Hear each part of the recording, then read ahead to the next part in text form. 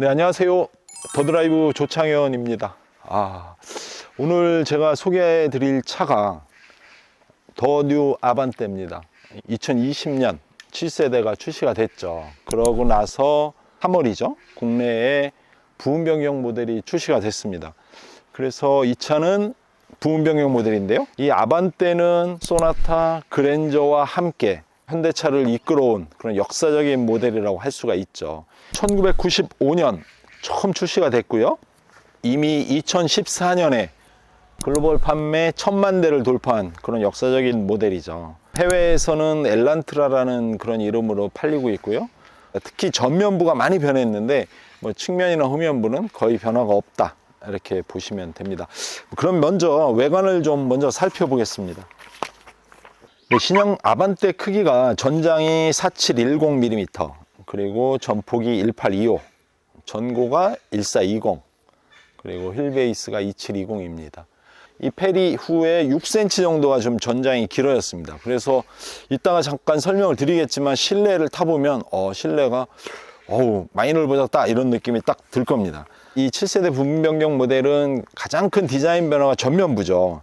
전면에 헤드램프, 그리고 라이즈에터 그릴이 디자인이 싹 바뀌었습니다. 일자 램프처럼 이렇게 이런 느낌이 나죠. 여기 이렇게. 그런데 사실은 이거는 일자 램프가 아니고 이 부분이 크롬입니다. 크롬으로 이렇게 돼 있고요. 그래서 멀리서 보면 마치 일자 램프처럼 보이죠. 그리고 라지에터 그릴이 위에, 그리고 번호판, 그리고 아래 에어 인테이크, 이렇게 해서 구분이 됐습니다. 최근에 이 디자인들이 과거에는 이렇게 하나의 큰 뭉뚱그려서 이렇게 큰 것들로 디자인이 됐었는데, 최근에는 이렇게 나누는 또 디자인이 굉장히 유행을 하고 있죠. 흡기구의 디자인을 크게 해가지고 차폭이 굉장히 넓어 보이는 그런 느낌이 있습니다. 그리고 본닛 앞에 알루미늄으로 엠블럼을 이렇게 제작해서 납작하게 딱 붙였고요. 차폭이 굉장히 넓어진 이런 느낌이 들면서 납작대다, 이런 얘기가 이렇게 나오고 있죠. 옆에서 딱 보면 이 차체의 이 앞부분이 특히 이렇게 낮아지면서 살짝 올라가면서 전체적으로 차가 좀 굉장히 낮은, 마치 스포츠 세단을 보는 듯한 그런 느낌도 있습니다. 근데 측면은 사실은 큰 변화가 보이지 않죠. 특히 젊은 층의 인기가 아주 높은 그런 샤프하고 날카로운 그런 예쁜 그런 디자인이죠. 그런 평가가 있어서 측면에 손을 크게 대지를 않은 것 같습니다. 이게 휠을 보시면 15인치에서 17인치까지 선택이 가능하고요. 지금 껴져 있는 휠은 25545R 17인치입니다. 한국 타이어 껴져 있고요. 전체적으로 17인치라고 해도 이 차체가 좀 많이 커졌습니다. 이게 멀리서 보면 약간 소나타야? 이런 느낌도 들 정도로 이렇게 차체가 커져서 17인치도 전혀 부담스럽지 않은, 이렇게 타이어가 커지면 아무래도 연비에는 조금 영향이 있겠죠. 그 대신에 또 승차감이나 이런 와일드한 주행, 이런 거는 또 이득을 보겠죠. 측면은 그 이외에 큰 변화가 없고요. 후면부를 보시면 테일램프나 이런 전체적인 디자인이 기존 디자인하고 거의 똑같죠. 뒤에가 이렇게 올라갔다 탁 꺼집니다. 이게 리어 스포일러를 이렇게 연상케 하는 이런 느낌이죠. 후면부도 큰 디자인 변화가 없고요. 도심에서 아니면 도로에서 항상 많이 보는 그런 디자인이기 때문에 트렁크 한번 볼까요? 네, 트렁크입니다. 역시 현대차답게 트렁크가 정말 넓죠. 이게 준중형 세단인데 트렁크는 수입차의 중형 세단급 이상 되지 않을까. 이게 트렁크 용량은 474리터입니다. 딱 봐도 와, 트렁크가 굉장히 크다, 넓다. 네, 이런 느낌이 듭니다. 네, 이상 외관을 좀 살펴봤고요. 아반떼 실내를 좀 한번 살펴보겠습니다. 아반떼 지금 실내에 들어왔는데요.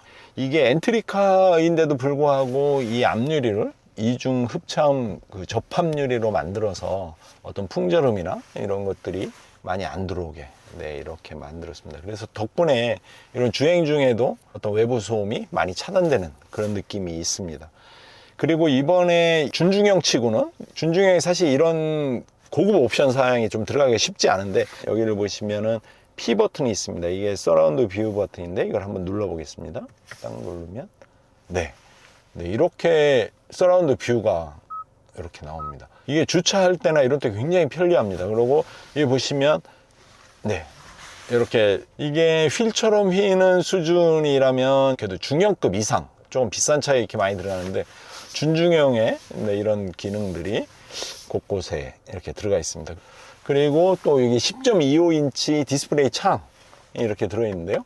이 디스플레이 10.5인치 이 창과 이것도 디지털로 바뀌었죠. 디지털 계기판이 이렇게 일체형으로 하나로 이렇게 합쳐졌습니다. 이게 뭐 여기에 이렇게 중간이 있어서 물리적으로는 이렇게 합쳐 보이지만 사실은 개별의 창이죠. 그렇지만 고급차에 들어가는 그런 느낌의 이런 디스플레이를 했습니다. 여기서부터 여기까지죠. 이게 이렇게 하나의 마치 비행기의 뭐 이런 느낌도 좀 있죠.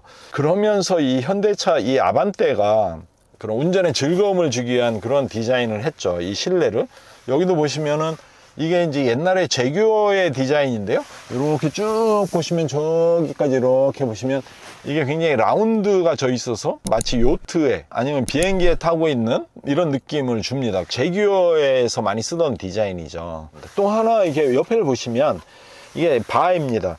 조수석과 운전석을 이렇게 나누는 바인데 사실은 이 바의 의미는 운전석을 굉장히 독립적이고 뭐 이런 느낌 때문에 이런 걸 이제 디자인적인 요소로 넣었는데 사실 이게 굉장히 호불호가 갈립니다. 어떻게 갈리냐? 조수석에 타는 사람들이 이게 이제 무릎이 닿고 그리고 마치 운전석과 굉장히 이렇게 좀 격리 뭐 이런 것을 느낀다. 그리고 이게 준중형차 작은 차에 이걸 넣어서 더 좁게 만들었냐 뭐 이런 의견이 있었습니다. 그래서 이게 호불호가 갈렸는데 요번에 과연 이걸 떼어낼 것인지 아닌지에 대한 그런 궁금증이 있었죠. 사람들이 예상은 좀 떼어내지 않을까 뭐 이런 생각도 있었는데 떼어내지 않고 그대로 유지를 했습니다. 이거 그 얘기는 좋아하는 사람이 더 많다라고 현대차에서 판단을 한 것 같습니다. 그리고 여기 또 보시면 드라이브 모드를 선택을 할 수 있게 되어 있는데요. 노멀 모드, 에코 모드, 스포츠 모드, 스마트 모드 이렇게 4가지 모드를 가지고 있습니다. 컵홀더가 2개가 있는데요. 이게 굉장히 재밌습니다. 왜 이렇게 깊게 만들었지? 이상하네? 라고 했는데 여기 보시면 이렇게 뺄 수 있습니다. 빼서 거꾸로 이렇게 끼우면 얕게 이렇게 됩니다. 커피라든지 그런 일회용 컵에 담겨져 있는 음료를 마실 때 이렇게 깊지 않은 음료수를 놓을 때 이걸 이렇게 올려서 놓으면 됩니다. 만약에 깊은 음료수를 놓는다 그러면 거꾸로 이렇게. 이거 굉장히 스마트한 기능입니다. 이건 아주 제가 직접 써봤는데 아주 유용합니다. 이렇게 되어 있고요. 그리고 여기 보시면 이게 스마트폰 충전하는 기능이 여기 있습니다. 그리고 또 하나 이 차가 제가 이 차를 어제 밤에 이제 고속도로를 좀 타봤습니다. 이 시승할 시간이 없어서 밤에 좀 타봤는데요. 여기 보시면 이 앰비언트 라이트가 평상시에 파란 불이었다가 또 하얀 불로 바뀌었다가 만약에 내가 과속을 하고 있다 그래서 어떤 과속 카메라가 날 찍을 수 있다 라고 하면 얘가 빨갛게 변합니다. 그래서 빨갛게 반짝반짝하게 반짝반짝 이래서 과속하고 있다 속도 줄여라 라고 이렇게 변합니다. 실내가 굉장히 좋아졌고요. 그리고 운전자의 편의를 위해서 실내 디자인 레이아웃을 그렇게 만들었습니다. 네. 아반떼 2열인데요. 2열이 정말 준중형 차치고는 정말 넓습니다. 그리고 2열 시트가 높이가 1열보다 살짝 높거든요. 그래서 어떤 전방에 이 1열 때문에 전방을 가리는 시야를 가리는 이런 게 아니어서 답답한 것도 좀 덜하고요. 그리고 제가 지금 평상시 운전할 때 차 이 운전석을 뒤로 좀 밀고 운전하는 편이거든요. 근데 제가 키가 180 한 1, 2 이 정도 되는데 무릎 공간도 남고요. 준중형 치고는 뒤가 굉장히 넓다. 좀 이게 센터 터널은 조금 올라왔고요. 한 10cm 정도 올라왔고 여기 스마트 기기 이렇게 연결하는 그런 잭이 2개가 있고요. 네, 또 아반떼의 놀라운 점 하나, 이 2열에도 이렇게 온열 시트가 들어갔다는 겁니다. 세종 브랜드의 준중형 차에 2열에 이렇게 온열을 그것도 더군다나 개별적으로 할 수 있게 이렇게 들어갔다는 거는 굉장히 그래도 소비자들, 탑승객들을 우선 배려한 이런 게 아닌가. 그리고 또 그 이면에는 이 차를 패밀리카로 타도 된다. 애기들이나 집안의 가족을 뒤에 자리에 태워도 불편하지 않을 것이다 라는 그런 현대차의 의지? 그런 거겠죠. 현대차 신경을 많이 썼구나. 네, 이런 느낌이 듭니다. 네, 2열 이 정도로 살피고요. 한번 주행을 하면서 이 차의 또 주행 성능이 어떤지 한번 좀 보겠습니다. 출발. 네, 지금 아반떼 1.6 가솔린 자연흡기 엔진을 타고 있고요. 지금 오르막 내리막 이게 와인딩 코스를 좀 달리고 있는데, 이 차가 출력이나 토크가 그렇게 높은 편은 아닙니다. 출력은 123마력, 토크는 15.7. 그렇게 높다 할 수는 없지만, 이 차가 워낙 차가 준중형이고 차가 작고 굉장한 퍼포먼스를 내는 그런 차는 아니거든요. 준중형 중에서도 이렇게 패밀리카처럼 그렇게 타는 차이기 때문에 제가 보기에는 그 정도면 출력이나 토크가 어느 정도는 적당하다. 그리고 제가 어제 밤에 이 차를 타고 시간이 없어서 밤에 좀 늦게 시승을 좀 해봤는데, 고속도로에서도 그렇고 이 토크나 출력이 좀 딸린다, 힘이 좀 부족하다, 이런 느낌은 사실 많이 못 받았습니다. 근데 단지 오르막길이나 이런 데를 만나면 저토크, 저출력의 차라는 느낌은 있습니다. 분명히 있고요. 그거는 이제 알아두셔야 되고, 또 이 차가 무단 변속기입니다. 그래서 기아의 연결성, 부드러운 주행, 이런 것을 추구하는 거거든요. 그러면서 연비도 좀 아끼고, 그래서 생각보다 굉장히 좀 조용하고 부드럽게 재밌게 운전한 그런 기억이 있습니다. 핸들링도 아주 좋고요. 아까 초반에 말씀드렸듯이 이 또 전면에 흡차음률이어서 고속도로에서 고속으로 달리는데 외부 소음이 상당히 좀 제어가 잘 되는 그런 느낌을 받았습니다. 지금 잠깐 이렇게 와이닝 코스를 타고 있는데요. 차에 나가는 그런 느낌, 발진력 이런 거는 좀 가볍습니다. 확실히 작은 차고, 그리고 어떤 스마트하고 경쾌하게 이렇게 나가는 느낌이고요. 그 대신에 이 핸들링이나 이런 것들이 굉장히 준수합니다. 그래서 스포츠카 수준은 아니지만 준중형 작은 차를 굉장히 재밌게 탈 수 있는 그런 정도의 핸들링을 가졌다. 그래서 운전이 상당히 재밌습니다. 타보시면. 최근에 연비들이 정말 좋아졌습니다. 옛날에 이 준중형 차들도 연비가 한 12, 11? 이렇게 됐었죠. 시내에서 타면 10 정도밖에 안 나왔고, 특히 아반떼에도 사실 마찬가지였습니다. K3도 그렇고 한 10 수준 정도밖에 안 되는데, 지금 이 차는 14.8에서 15.3입니다. 17인치 휠을 끼웠을 때 14.8이고요. 만약에 15인치 휠을 끼운다 그러면 15.3까지 이렇게 올라갑니다. 제가 어제부터 이 차를 지금 한 600km 정도 탔는데요. 이 계기판을 보시면 이 계기판의 연비가 현재 611km에 18.0입니다.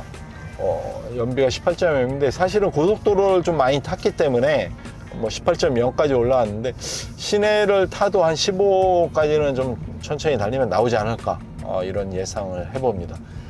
이 차는 또 LPG 차가 있죠. LPG 차의 연비는 10.5. LPG 차가 10 정도 되면 굉장히 준수한 겁니다. LPG 연료비가 싸니까요. 그렇고 또 하이브리드가 있죠. 사실은 이 차의 최고 정점이 하이브리드인데, 하이브리드가 조금 비싸니까, 준중형 치고는 3,000이 넘어가니까 좀 비쌉니다. 근데 또 연비는 또 압권이죠. 21.1입니다. 연비가 21.1이라면 아무리 이 차가 준중형 차라도 정말 굉장히 높은 거죠. 토요타의 프리우스 이런 차들의 연비, 그런 차들의 연비보다 이제 수치상으로는 더 좋습니다. 실제 이제 실연비는 과연 어떨지는 좀 타봐야 알겠지만, 요즘에는 실연비나 아니면 그 공인연비나 큰 차이가 없습니다. 오히려 실연비가 더 좋은 이런 경우도 굉장히 많죠.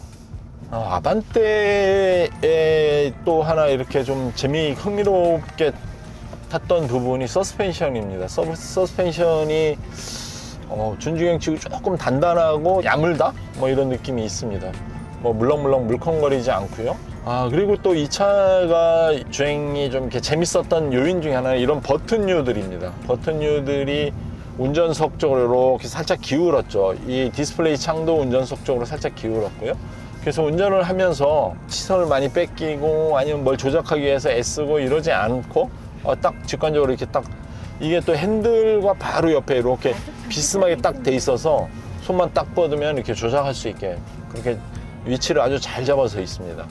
그리고 이런 뭐 지도, 내비, 라디오, 미디어 이런 여러 가지 이런 선택할 수 있는 버튼들이 이 안에 딱 들어 있고요. 단지 또 하나 이렇게 볼륨하고 전원 뭐 이런 거 하는 버튼인데 요걸 조금 크롬이나 이런 걸 가지고 좀 예쁘게 이렇게 만들었으면 어땠을까? 조금 너무 플라스틱에 싼 이런 느낌이 좀 아쉽더라고요. 이게 좀 크롬으로 물론 럭셔리 카도 아니고 이게 뭐 준중형의 엔트리급 모델인데 조금 과한 요구사항일 수도 있지만 그 정도 한두 개 정도 예쁘게 이렇게 포인트를 넣어줬으면 어떨까. 그리고 그 밑에 공조가 이렇게 있고요. 공조도 이렇게 디스플레이 창으로 작게 이렇게 창을 만들고 그 밑에 버튼류로 그래서 조작하기가 굉장히 편하더라고요. 운전할 때. 지금 뭐 이렇게 온열 통풍 시트 양 조수석과 일렬이 다 온열 통풍 시트가 있고요. 그 밑에 여러 가지 버튼들 이렇게 돼 있고요. 그리고 이 차가 또 재미있는 그 편의사양 중에 하나는 외부에 공기가 좀 오염된 느낌이 들면 이 차가 또 자동으로 외부 공기가 실내로 들어오는 걸 차단시켜 줍니다. 그래서 뭐 고속도로를 갈 때 축사 냄새가 좀 났었는데 그때 이렇게 딱 차단을 하는 뭐 이오자이너 기능이 또 들어가 있는 그런 옵션이 들어가 있습니다. 과속 방지턱이 있습니다. 이 아반떼는 세 가지 파워트레인이 나왔죠. 가솔린, LPG, 하이브리드 이렇게 세 가지가 나왔고요. LPG 모델은 1,900만 원부터 시작을 해서 2,600만 원까지 이렇게 있습니다. 그리고 LPG 모델은 2,100만 원에 시작해서 2,800만 원까지 이렇게 있고요. 하이브리드 모델은 2,500에서 시작해서 3,200까지 있습니다. 보통의 요즘에 사람들이 트림을 선택하는 이런 걸 보면 과거에는 최고 옵션을 많이 선택을 했거든요. 최근에는 소비 패턴이 굉장히 현명해지고 그리고 특히 젊은 사람들은 이런 걸 잘 따져가지고 꼭 필요한 옵션만 넣고 뭐 이렇게 잘 하죠. 그래서 최근에는 그 중간 트림 딱 실용적으로 꾸며진 그런 트림의 차도 많이 산다고 합니다. 구매를 자동차 회사 직원들이 그런 얘기를 합니다. 간략하게 정리를 해드리면 가격대가 이전 페이스리프트 전보다 한 100만 원 정도 올랐다. 뭐 이렇게 그냥 단순하게 그렇게 생각하시면 될 것 같습니다. 어제 오늘 이렇게 새로운 아반떼를 시승을 했는데요. 크게 세 가지로 이렇게 정리가 될 것 같습니다. 첫 번째는 주행감이 민첩하고 가볍고 잘 나간다. 그리고 생각보다 이렇게 핸들링이나 이런 운전하는 재미가 있다. 네, 이렇게 보시고요. 두 번째는 이런 사양등이나 이런 것들이 굉장히 좀 고급스럽다. 준중형급에 비해서 여러 가지 사양들이 굉장히 좋아졌다. 네, 이게 두 번째 특징이고요. 세 번째, 굉장히 무난하게 패밀리카로도 좋고 젊은 부부가 타기에도 굉장히 시트나 이런 것들 뭐 여러 가지 사양들 뭐 이런 것들이 좀 무난하게 탈 수 있고 네, 여러 가지 이렇게 선택점에서 무난하게 선택할 수 있는 그런 모델이 아닐까 네, 이렇게 생각이 됩니다. 이상으로 아반떼 페이스리프트 모델을 시승을 했고요. 다음에는 더 재미있고 유익하고 즐겁고 또 보탬이 되는 그런 차를 가지고 찾아뵙겠습니다. 지금까지 더드라이브 조창현이었습니다. 시청해 주셔서 감사합니다.